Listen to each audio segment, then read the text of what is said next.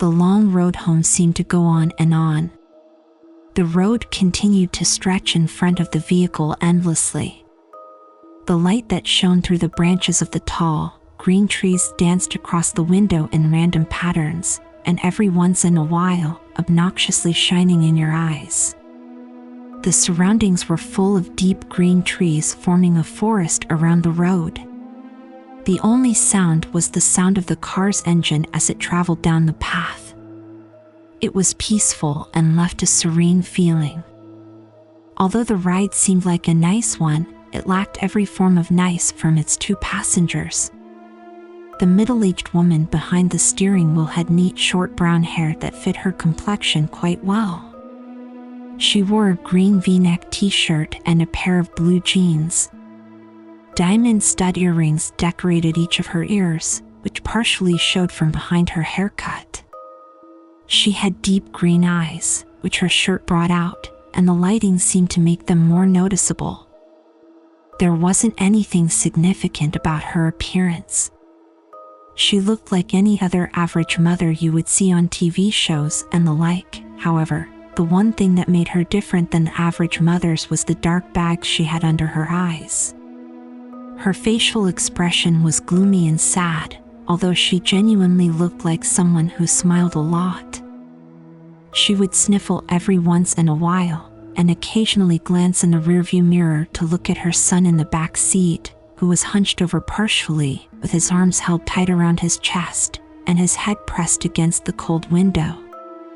The boy lacked any normal appearance, and anyone could plainly see there was something wrong with him.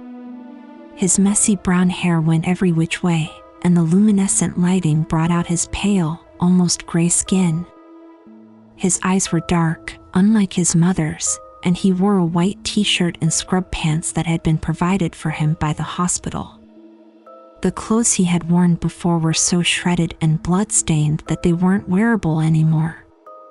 The right side of his face bared a few cuts along with a split eyebrow.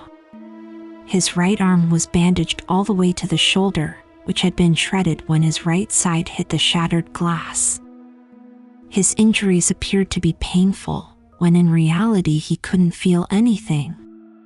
This was just one of the glories of being him. One of the challenges he had to face while growing up was growing up with a rare disease that caused him to be completely numb towards pain. Never before had he felt himself get hurt. He could have lost an arm and felt nothing. The other major disorder he had faced, which was the one that deemed him many insulting nicknames in the short time he attended grade school before he switched to homeschooling, was his Tourette's syndrome, which caused him to tick and twitch in ways he couldn't control. He would crack his neck uncontrollably and twitch every once in a while. The kids would tease him and call him Ticci-Toby, and they mocked him with exaggerated twitching and laughing. It got so bad he had to turn to homeschooling. It was too hard for him to be in a common learning environment with seemingly every kid poking, or more like stabbing, fun at him. Toby stared blankly out the window, his face empty of any emotion, and every few minutes his shoulder, arm, or foot would twitch. Every bump that the car tires hit would make his stomach turn. Toby Rogers was the boy's name, and the last time Toby remembered riding in a car was when it crashed. That's all he thought about, unconsciously replaying everything he remembered before he blacked out, over and over again. Toby had been the lucky one. His sister had not been so lucky. When the thought of sister came, he couldn't help the tears that welled up in his eyes. The horrible memories replayed in his mind. Her screaming that had cut off when the front of the car was smashed in. It all went blank for a moment before Toby opened his eyes to see his sister's body, her forehead pierced with glass shards, her hips and legs crushed under the force of the steering wheel, and her torso pushed in from the too late inflated airbag. That was the last thing he had seen of his dear older sister. The road home continued on for what seemed like forever. It took so long to get home because his mom wanted to avoid the sight of the crash. When the surroundings gave way to a familiar neighborhood, they were both more than ready to get out of the car and step back into their own home. It was an older neighborhood with quaint little houses all next to each other. The car drove in front of a blue house with white window panes. They both quickly noticed the old vehicle that was parked in front of the house and the familiar figure that stood in the driveway. Toby felt automatic anger and frustration take over him at the sight of his father. His father who wasn't there. His mother pulled the car up in the driveway beside him before turning off the engine and preparing to step out and face her husband. "Why is he here?" Toby said quietly as he looked back at his mother, who reached to open the car door. "He's your father, Toby. He's here because he wants to see you." His mother responded in a monotone voice, trying to sound less shaky. Yet couldn't drive up to the hospital to see Lyra before she died. Toby narrowed his eyes out the window. "He was drunk that night, honey. He couldn't drive Dash." "Yeah, when is he not?" Toby pushed the door open before his mother and stumbled out onto the driveway, where he met his father's gaze before looking down at his feet with a stern expression. His mother stepped out behind him and met her husband's eyes before walking around the car. His father opened up his arms, expecting a hug from his wife, but she walked past him and put her arm around Toby's shoulder and started leading him inside. "Connie," her husband began in a raspy voice, "what no welcome home hug, huh?" She ignored her husband's obnoxious words and walked past him with her son under her arm. "Hey, he's 16, he can walk by himself." His father began to follow them in. "He's 17, Connie glared back at him before opening the door to the house and stepping inside. "Toby, why don't we get you in your room to rest, okay? I'll come get you when dinner is ready, Dash." "No, I'm 16. I can walk by myself," Toby said sarcastically and glared back at his father before stumbling up the small staircase and turning into his room, where he slammed the door violently. His little room didn't have much in it, just a small bed, a dresser, a window, and his walls had a few picture frames of his family, back when they were a family. Before his father became an alcoholic and acted violently toward the rest of his family. Toby remembered when he was arguing with his mom and he grabbed her by the hair and shoved her to the floor, and when Lyra had tried to break it up, he pushed her and she hit her back on the corner of the kitchen counter. Toby could never forgive him for what he did to his mother and sister. Never.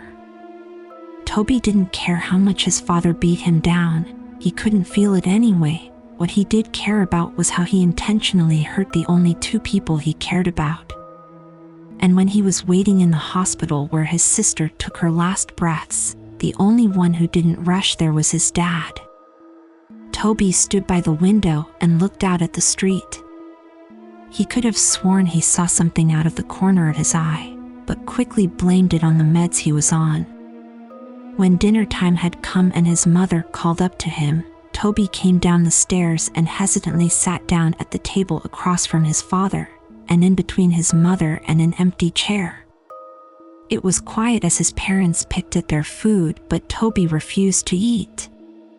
Instead, he just watched his dad with a blank stare. His mother caught on to his staring and elbowed him slightly. Toby looked over at her slightly and then down at his uneaten food, which he still didn't touch. Toby laid in B. He pulled his covers over his head and stared at the window. He was tired, but there was no way he would fall asleep. He couldn't, there was too much to think about. He had been debating on whether or not to follow his mother's directions and forgive his father, or continue holding a grudge with his boiling hatred. He heard his door creak open and his mother padded into the room and sat on the bed next to him. She reached over and rubbed his back, which had been turned to her. "I know it's hard, Toby, trust me, I understand, but I promise you it will get better," she said softly. When is he going to leave? Toby said with an innocent tone in his shaky voice. Connie let her gaze fall down to her feet. I don't know, honey. He's staying as far as I know, she replied. Toby didn't respond. He just continued to look forward at the wall, holding his damaged arm near his chest. After a few minutes of silence, his mother sighed before she leaned in to kiss his cheek and stood up to walk out of the room. Good night, she said as she closed the door. The hours passed slowly, and Toby couldn't quit tossing and turning. Every time he let his imagination take over, he heard the screeching of tires, the screaming of his sister, and he would uncontrollably jerk in bed. He threw off his cover, and lying on his back, he pulled his pillow over his face and cried into it. He could hear his own pitiful weeping. He would have been screaming and crying if he didn't press his pillow over his face. After a few seconds, he threw the pillow off his face and sat up, hunched over, holding his head and breathing roughly, tears streaming from his eyes. He couldn't help but cry. He tried to keep it in, but he couldn't stop the whining and whimpering as he sat there shaking. He inhaled before he stood up and walked around his bed to the window and peered out, taking deep breaths trying to calm down. He rubbed his eyes and looked out at the group of tall pine trees across the street. He stopped suddenly, and his gaze slowly centered on something standing under the street light. He heard ringing in his ears and couldn't look away. The figure stood beside the streetlight, about 2 feet shorter than it did, long arms draped at its sides as it stared up at him with non-existing eyes. The figure had no facial features to speak of. No eyes, no mouth, no nose, yet it held Toby's hypnotized stare, seemingly peering into his very being. The ringing in his ears grew louder and louder each second he stared before suddenly it all went black. The next morning Toby woke in his bed. He felt different. He wasn't tired at all, and when he consciously woke up, it felt like he had been lying there awake for hours. He had no thoughts flowing through his mind. He sat up slowly and stumbled over to the wall, but when he stood he automatically felt dizzy. He stumbled to the doorway and walked down the stairs. His parents were sitting at the table. His father was tuned into the small TV that sat on the countertop, and his mother was reading the newspaper. She quickly looked over when she felt Toby's presence looming behind her. Well, good morning, sleepyhead. You've been sleeping forever, she greeted him with a hesitant smile. Toby slowly looked over at the clock and noticed that it was 12:30 p.m. I made you breakfast, but it got cold. I was going to wake you, but I felt you needed sleep. Her expression fell from happy to worried as her son resisted responding to her. Are you all right? Toby stumbled over and sat by his father. He felt as if he was on idle and had no control over his actions. He was seeing everything he did, but I didn't register in his brain properly. He reached out to his father's arm, but his hand ended up getting slapped. His father turned to him abruptly and pushed his chair over with his foot. Don't touch me, boy, he yelled. His mother stood up. All right, know that off. That is the last thing we need. The days went by, and things continued on as they were. Connie spent most of her time cleaning the house, and her rude husband spent most of his time ordering her around. It was just like how it used to be before the crash. Toby never really left his room. He would sit by his bed and tremble. His mind would wander, but his thoughts changed too fast to be remembered. He would pace around his small room like a caged animal or stare out the window. The unhealthy cycle continued. Connie continued to be pushed around by her husband, being way too submissive to him, and Toby remained in his room. Before he could think twice, he would begin to chew on his hands, tearing the flesh from his fingers. He would gnaw his hands until they bled. When his mother walked in on him while he was doing so, she reacted horribly. She rushed him downstairs and grabbed the first aid kit, wrapping his hands in bandages. Afterward, she demanded that he wouldn't leave her side again. Toby isolated himself so much that he grew to hate being around others. His memory grew glitchy as well. He'd start missing memory of minutes, hours, days, and so on. He would begin talking nonsense about things completely unrelated to the conversations he would have. He'd go off about seeing things, sharks in the sink as he washed the dishes, hearing crickets in his pillows, and seeing ghosts outside his bedroom window. His mother grew so anxious about his mental health that she decided it would be good for him to talk to a professional about what he was feeling. Connie walked Toby into the building, holding his hand and guiding him in. She walked him up to the front desk and began talking to the lady who sat behind it. "Mrs. Rogers?" the lady asked. "Yes, that's me," Connie nodded. "We're here to see Dr. Oliver. I'm here with Toby Rogers." "Yes, right this way." The lady stood and led them down a long hallway.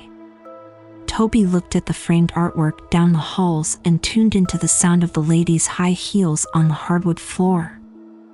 She opened the door to a room with a table and 2 chairs.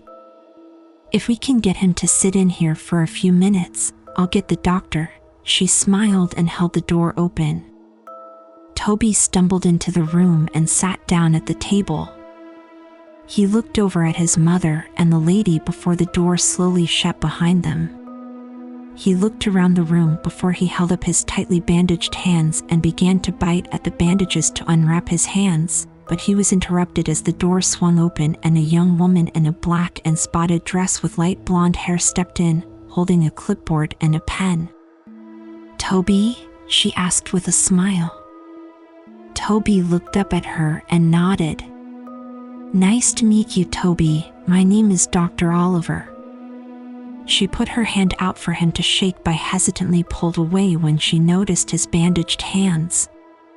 "Oh," she smiled nervously before clearing her throat and sitting in the chair across the table from him.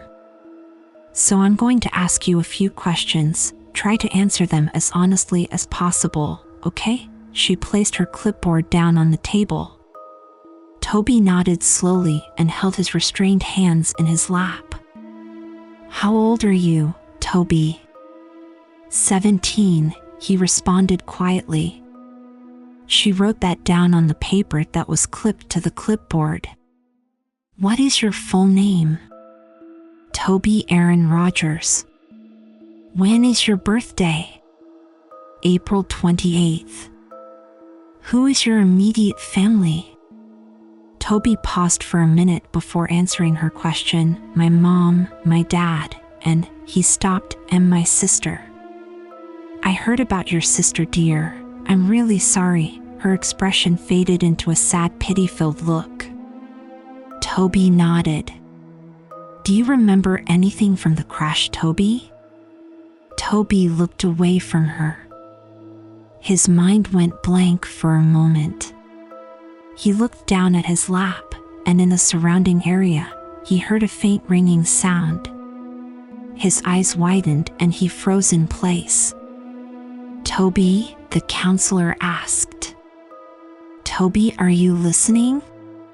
Toby felt a shiver go down his spine until he froze once again and slowly looked over out the little window through the door, where he saw it.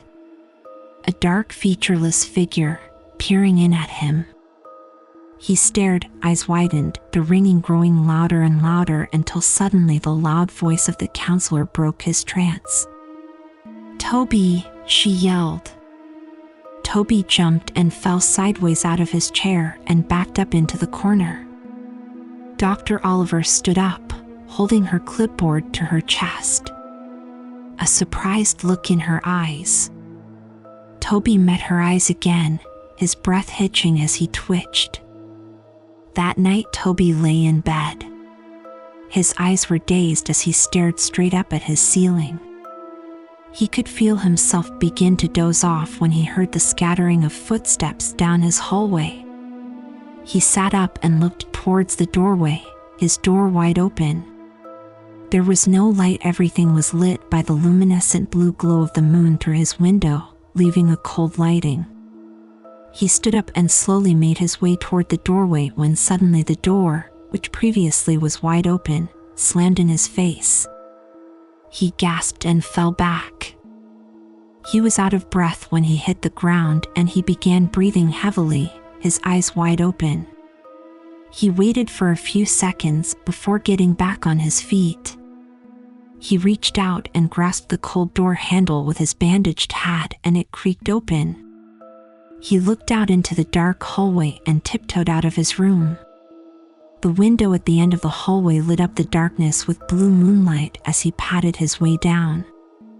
He could hear footsteps rustling around him, and faint giggling followed by the pitter-patter of small feet, which sounded like a child had run in front of him, giggling and running around. The hallway was a lot longer than he remembered. It seemed endless, like the ride home from the hospital. He heard the door creak in front of him.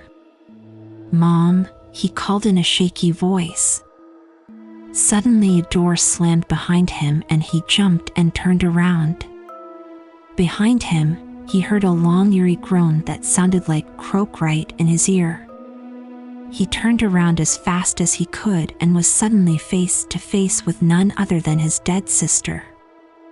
Her eyes were clouded white, her skin pale, the right side of her jaw dangling there by tissue and muscle, glass protruding from her forehead, black blood leaking down her face, her blonde hair pulled up in a ponytail as it always was, and she was wearing her gray t-shirt and athlete shorts, which were dirty and spotted with blood. Her legs were bent in ways they shouldn't be. She stood emitting a long croaking noise only an inch away from Toby's face. Toby yelped and fell back. "Ah!" He started to crawl backward away from her, but he was unable to break the eye contact he held with her blank, dead eyes. He dragged himself backward until he backed up into something. He stopped for a second. Everything was dead silent except for his heavy breathing and crying. He slowly looked up to meet the blank face of a tall dark figure, the same figure that stood over him now. Behind the tall dark mass were rows of children looking to range from 3 to 10 years old, their eyes completely black and dark black blood leaked from their eye sockets. He screamed and stood up as fast as he could, only to be tripped by dark black tendrils that wrapped around his ankle. He fell straight on his stomach and got the wind knocked out of him. He tried to scream, but he couldn't make a sound. He wheezed out before it all went black. Toby woke with a start. He screamed out and sat up as fast as he could, completely short of breath. He wheezed out and held his chest with his bandaged hands. It was just a dream, just a dream. He lay back down on his bed and rolled over on his side. It felt like a against weight had been lifted off his chest as he took in deep breaths. He stood up and padded over to his window. He saw nothing. Nobody was out there. No ghosts, no figures, nothing. He heard the rustling and coughing of his father outside the doorway. His door was closed. He walked over and opened it. Looking out into the hallway once again, he padded down the hallway and into the kitchen where he found his dad standing and having a smoke in their living room. Toby waited for a second and watched him from around the corner before a burning feeling started deep in his chest. Deep boiling anger overtook him. He heard the little imaginary voices in his head. "Do it, do it, do it," they chanted. He turned away and held his arms.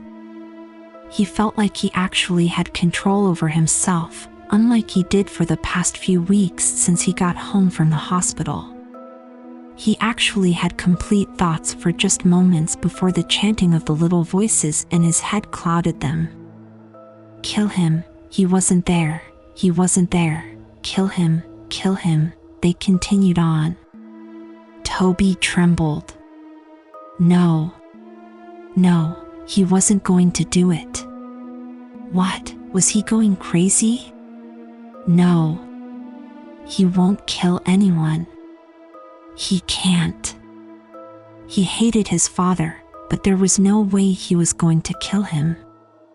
That was it, the last thought he had before he fell into an idle state once again. The influence of the voices in his head was too much. He began to silently walk up behind his father. He reached over the counter to the knife in the case. He gripped it in his hand. He felt the sensation take over his chest. He let out a snicker. Heh, he. Ha ha ha ha ha ha. He began laughing so hard he had to gasp for breath. His father turned around abruptly before he felt a brute force shove him to the floor. He grunted as the air was knocked out of him. What? He looked up at the boy who stood over him, grasping the kitchen knife in his hand. Toby, what are you doing? He went to sit up and put his arms out in front of him in self-defense, but before he knew it, Toby was on top of him. He went to grab his neck, but his father reached out and blocked his hand by grabbing onto his wrist. Stop! Get off of me, you little fucker, he yelled, and with his other hand he threw an off-center punch towards Toby's shoulder, but he didn't stop. The look in Toby's eyes was not sane. It looked as if a demon had taken control of him.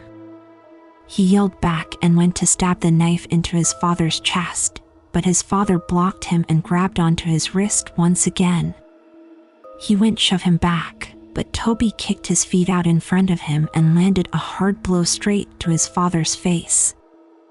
His father recoiled and pulled his arms away to cuff his face, but Toby got back up and drove the knife straight into his shoulder. His father let out a loud cry and went to pull the knife out, but before he could, Toby threw his fist straight into his face. He began to pound his fists into his head, laughing and wheezing.